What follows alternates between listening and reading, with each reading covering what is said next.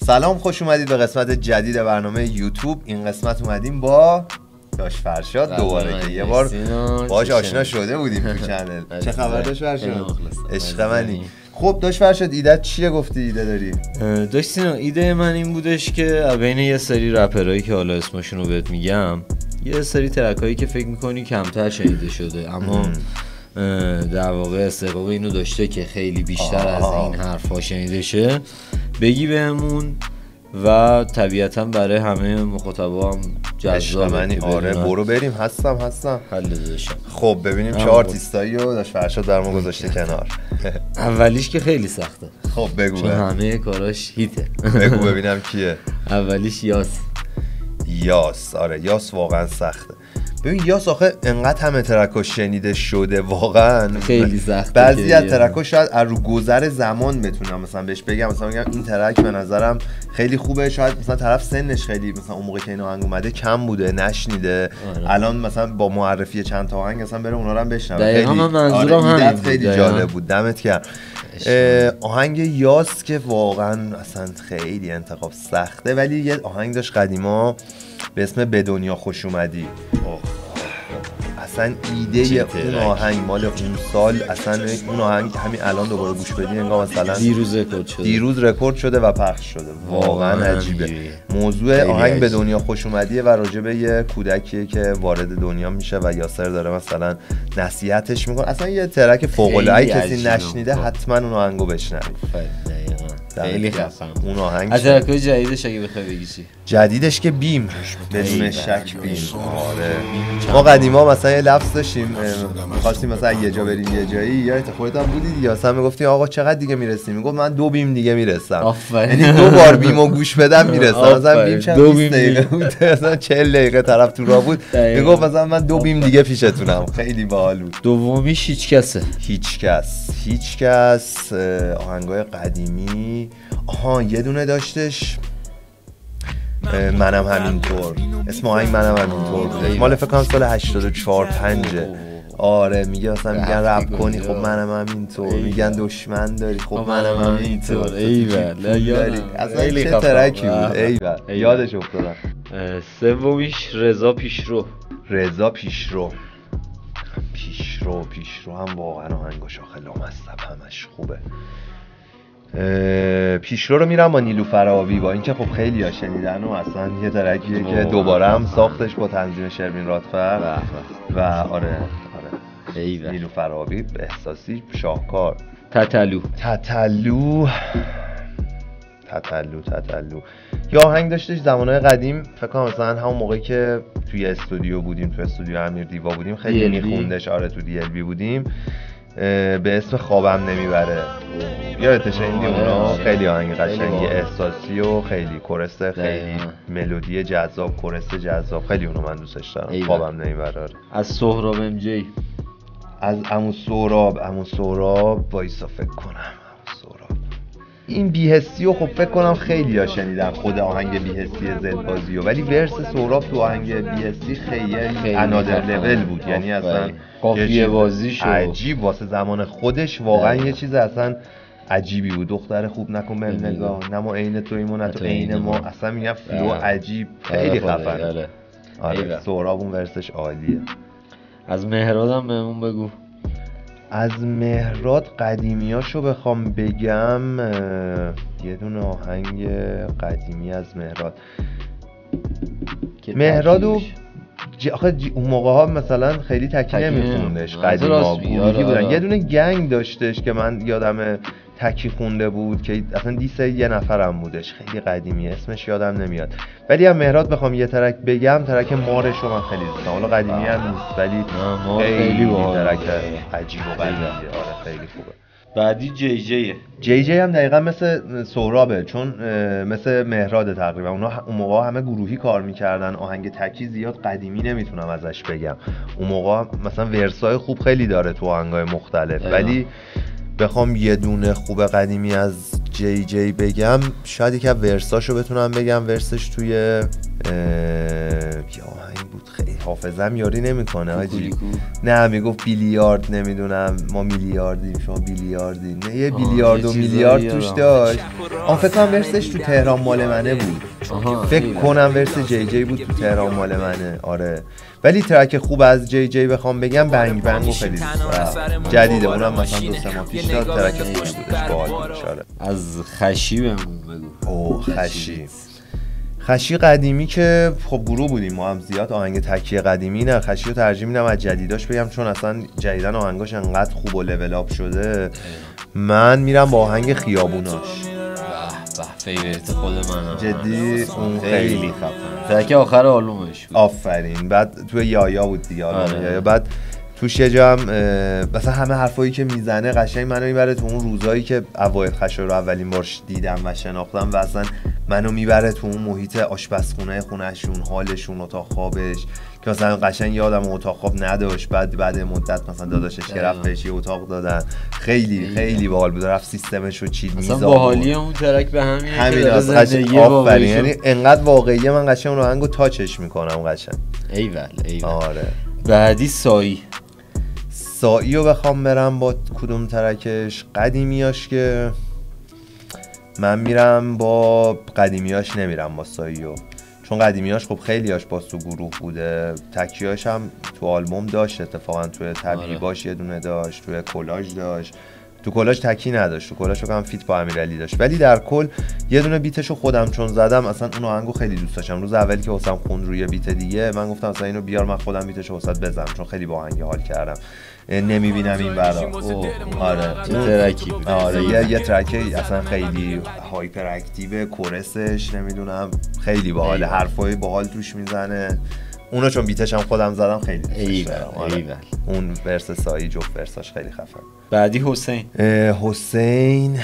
حسین همون آهنگ چه فاز سنگینیش، اون واقعا اون ورسش رو من خیلی دوست دارم. اسم آهنگش هم سنگین. آره واقعا هم آهنگ سنگینی. اصلا کلا حسین آهنگاش سنگینه. تو حسین رو دوست داری؟ آره تو آره فرشاد حسین باز کلا تو همه چیزا دیگه. رپر مورد علاقت کیه داشت فرشاد؟ یاز تیک تاک. خب فرشاد مثلا یه بار داشتیم راجع به آهنگای تیک تاک با هم حرف می‌زدیم، یهو گفت لیلی، یعنی گفت یادمه دیگه شما مثلا اول دامبولیانی رو دادید، بعد جوریکر رو دادید، بعد اینو دادید، بعد من اصلا خودم نمیدونستم. یه بار دیگه داشتیم حرف می‌زدیم، یه بار برگشتم گفتم مثلا 7 سنس، یهو گفت ترک هفتمتون بود دیگه. گفتم آ یزید تو دمت گرم که انقدر واقعا گوش میدادی. میگفتم 8 تا کار میدیم تو 8 ماه. آفرین. برای کدوم ترک بود؟ واسه باتری لو. 8مین آهنگمون بود. آفرین.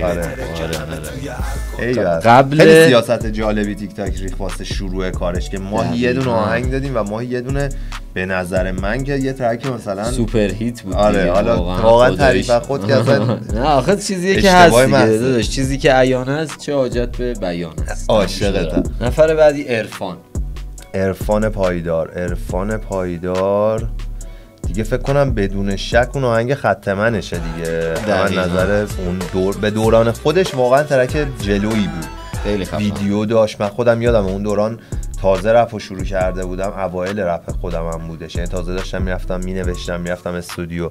اون آهنگو که گوش دادم چه خودم گفتم واقعا رپ فارسی یه چیز جالبی توش هست، مخصوصا ویدیوش. حالا رپ عرفانو من رپ قدیمشو خیلی دوست داشتم تا رپی که الان داره اجرا می‌کنه، یعنی الان دیگه اونقدر اینجوری نیستم که منتظر باشم، ولی اون موقعی که مثلا سنم هم کمتر بود و عرفان کار میکرد واقعا آره با خط منش. یه آهنگ دیگه هم داشت توی خونه میبرنش گروگانش میگیرن کلتو زیر میز وا میکنه، یادته؟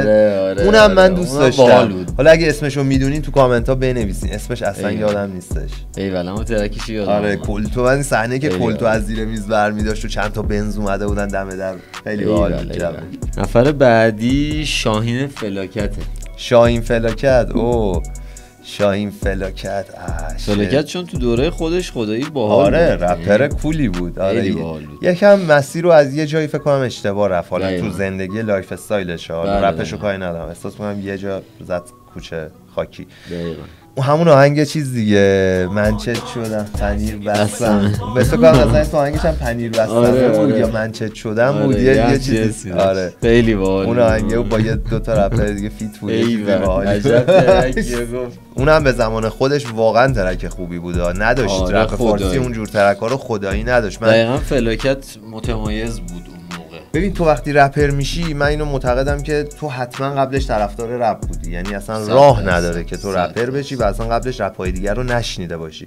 من اون دورانی که داشتم رپر میشدم، این آهنگایی که میگم مال دورانیه که داشتم رپر میشدم، همون 84 3 5 6 تازه شروع کار اون بود که اولی 85 اولین آهنگمون رو کلا ضبط کردیم.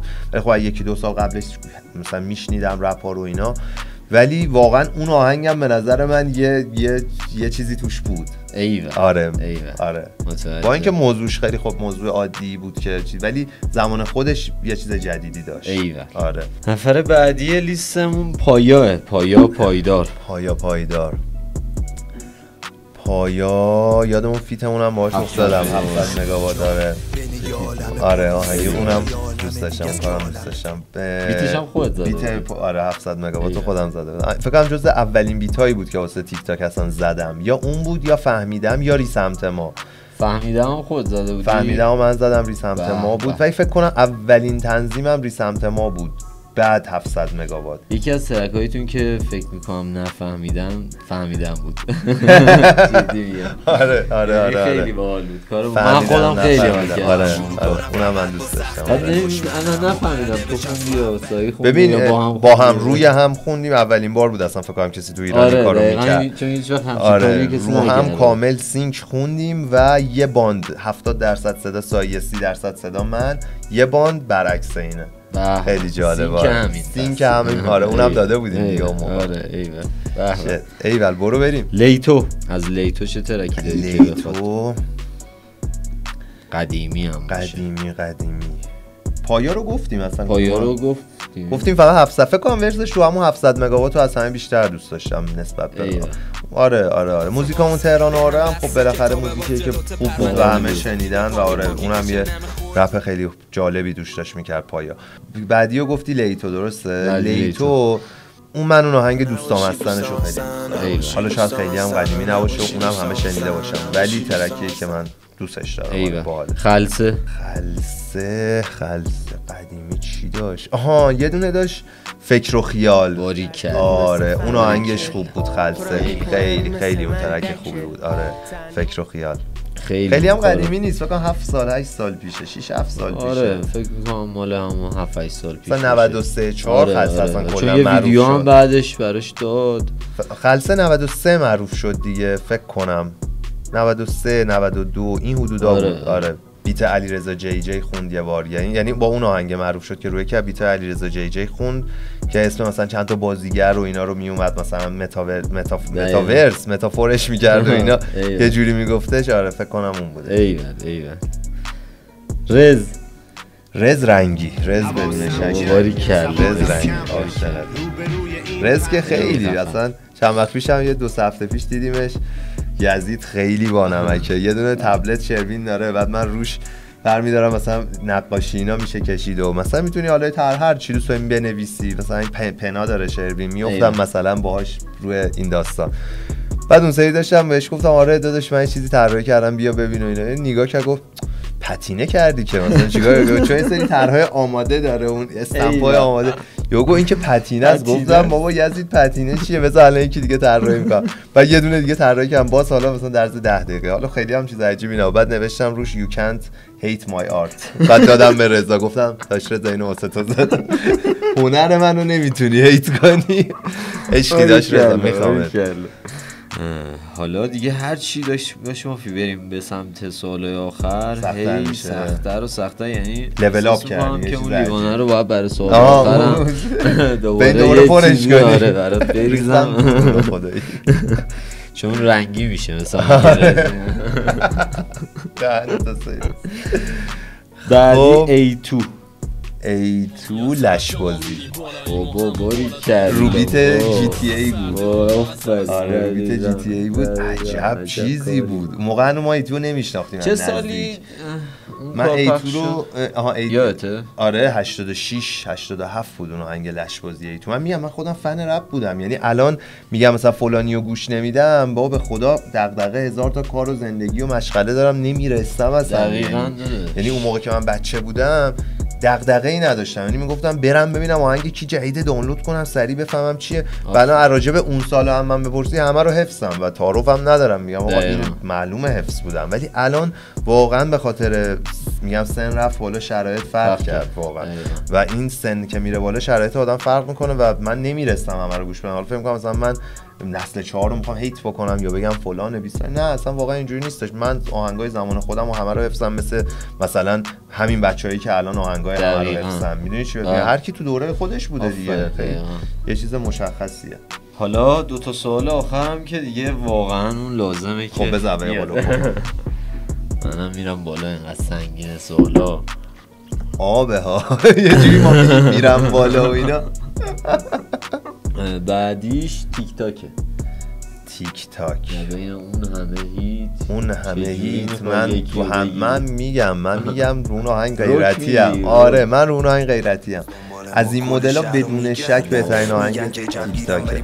با این که مثلا هیت ترین آهنگمون شاید بوسرده باشه، نه دیگه نباشه، نمیدونم کدوم کوچه ها باشه، پنجشنبه باشه، باده باشه، هرچیو بگی هیت باشه. آقا چی بگیم، خدا به خدا ادعا نمی کنیم. ولی آره مثلا آره آهنگایی بوده که همش هیت باشه. ولی من بخوام انتخاب بکنم حتی بین ندیگه نه که خودم ساختم و از این مدلایی که بیتشو قشی ساخته و ملودی ندیگه نه که خودم با ساختم واسه آیدا و ملودی از این مدلایی که خشی ساخته، حالا تو برنامه گفتم شعرشو با هم نوشتیم، من بازم از این مدل‌ها رو انتخاب می‌کنم. با اینکه اون ساخته خودمه باید بیشتر دوستش داشته باشم، ولی از این مدل‌ها اصلا یه ترکه به نظر واقعا انگاری دیروز آماده کردین کارو. آفرین. اون آهنگ به نظر من دیگه اصلا خود تیک تاک هم دوباره جمع شه اون آهنگو نمیتونه ببنده هیچ. خیلی خفن تمومه. اون حتی کاور اون آهنگ کاورش هم متین زده بود، متین تی 6 زده بود. آره خیلی خوب بود. و از این مدل‌ها رو حتما باید گوش بدین. حالا کاورا رو این پایین میذاره. خب آخریش بود. سوال نه. یکی دیگه خب برو بریم این سخت‌تره. اون چیه؟ سینا مافی. من بخوام انتخاب بکنم یه روز همه رفیقام میرن و بدون شک عزیز. ایول من خودم خیلی دوستش دارم. خیلی خفن بود. خیلی رو حس نوشتمش و خیلی واسش وقت نذاشتم. اتفاقا بیتا می اومد، یعنی من اینجوری خودکار دستم بود، بیتا می اومد انگار حرفامو میدونستم دیگه، دنبال حرف نمیگشتم، دنبال چه جوری گفتن حرف میگشتم، یعنی فقط دنبال این بودم که این قافیه‌اش با این چه جوری در میاد و معلوم بود از دلت. آره یعنی قشنگ حرفا آماده اینجا بود و من فقط باید اینو تبدیلش میکردم به بیت و اصلا دنبال هیچ حرفی نگشتم. حرفا چشم بروکس. پس چنل رو سابسکرایب کنید، لایک فالو یادتون نره، کامنت هم بذارید، انرژی بدین که برنامه ها بیاد. فرشاد داشتم دمت گرم، بزن قدش فدات شم. بکس خدافظ.